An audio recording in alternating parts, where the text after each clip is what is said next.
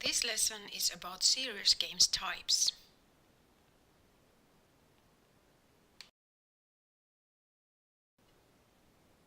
So first let's go through the terms serious games, applied games, serious gaming and gamification.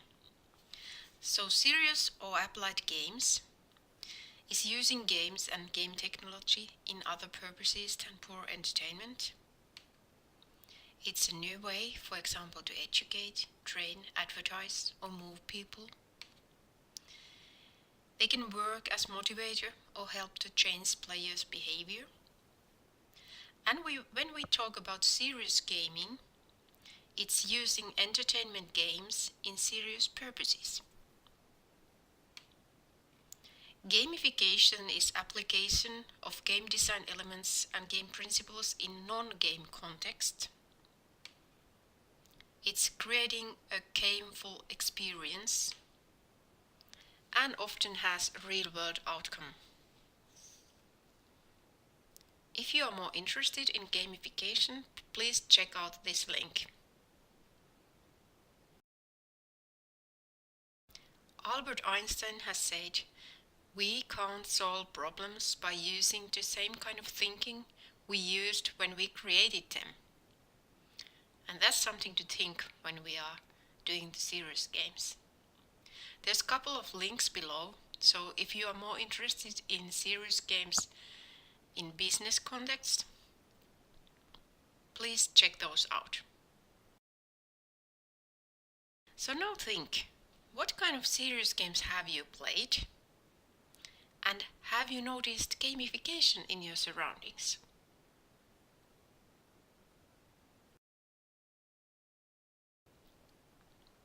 So what kind of serious games project we have done at Kajaani University of Applied Sciences? We have had quite many games for learning and teaching purposes. Then we have some in games for health and well-being. And quite many virtual environments.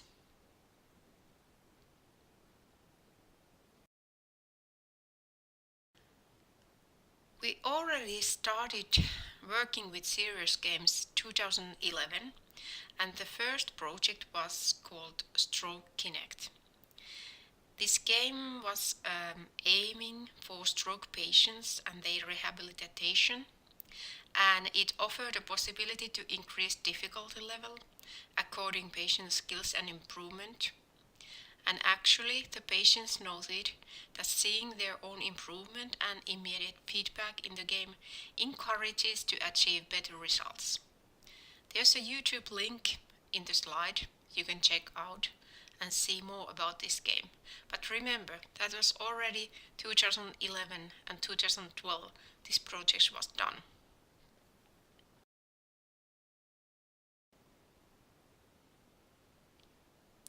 The Game of My Life, it can be played at that website. And we started this game development basing on a request from psychiatric department in Kajaani.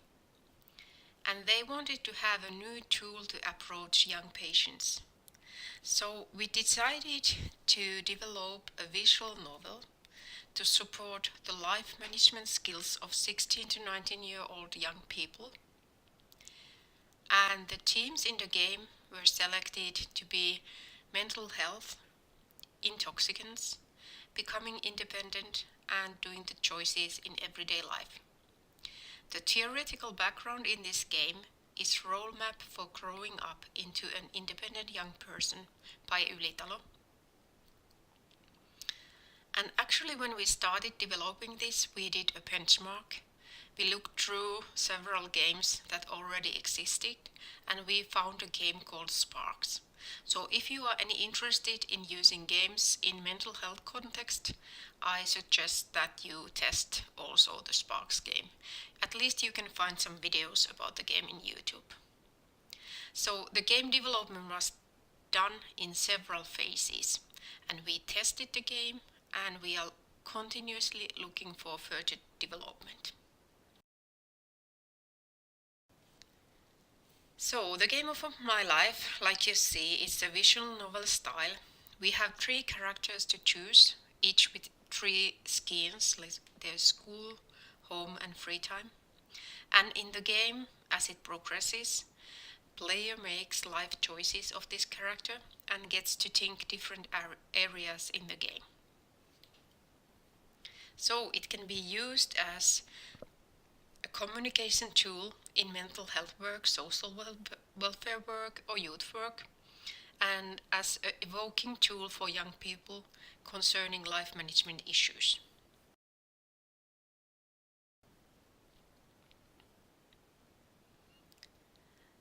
We have done also a virtual Kajani, and that has been used in virtual gaming and training environment Athene that was developed by Kajani University of Applied Sciences project 2013 and 14.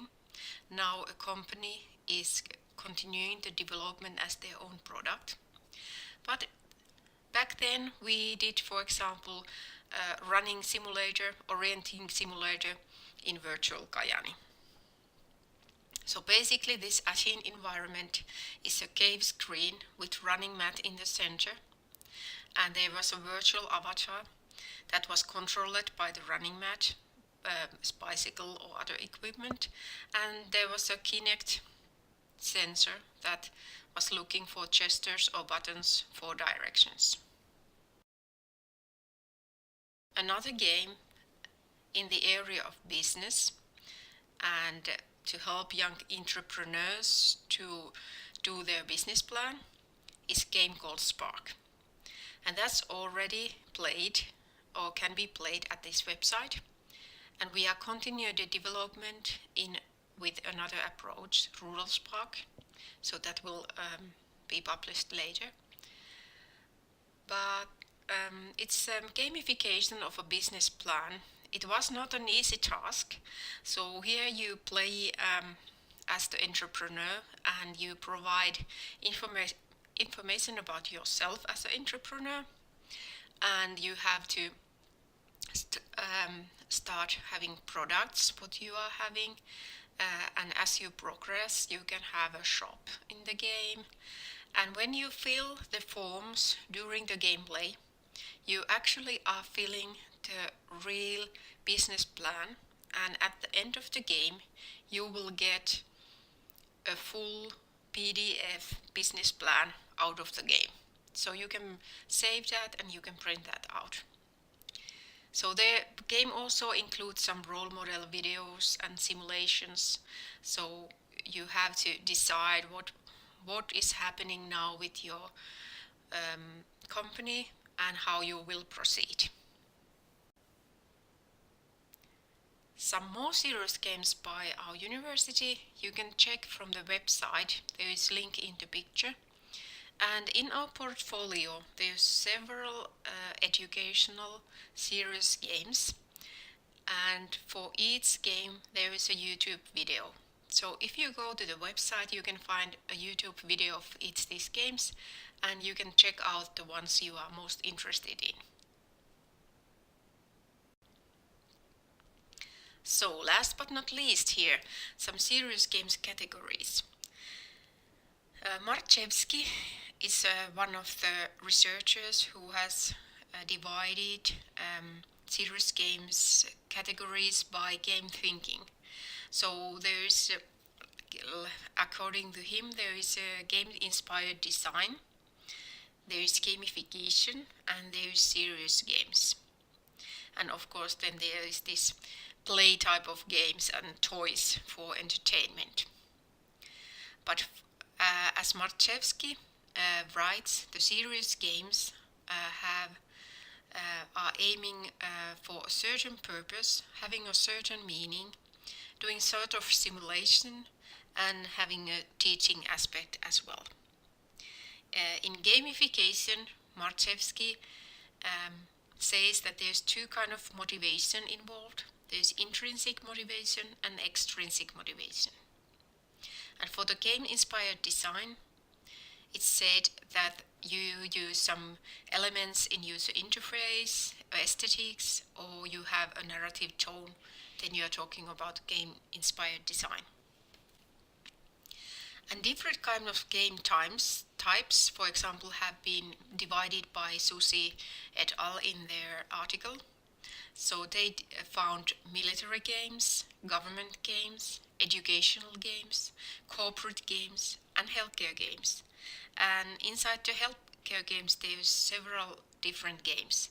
Games for exergaming, education in health, distraction therapy, recovery and rehabilitation, training and simulation, diagnosis and treatment of mental illness, mental conditions, cognitive functioning, and biofeedback.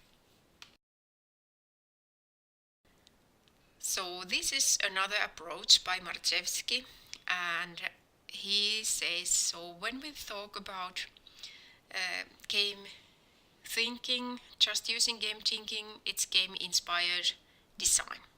When we include game elements, then it's gamification. And then when we have also the gameplay involved, it's serious game or simulation. And when we have a game just for fun, it's entertainment.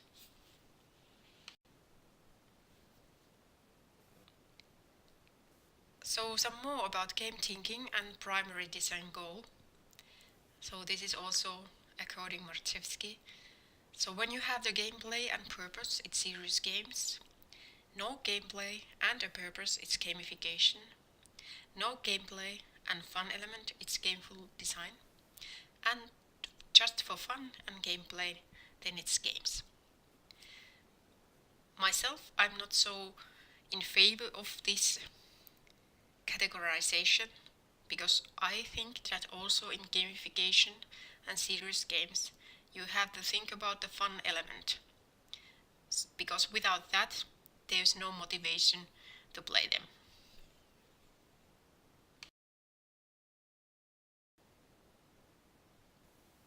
And here's some links for the sources I used. Thank you.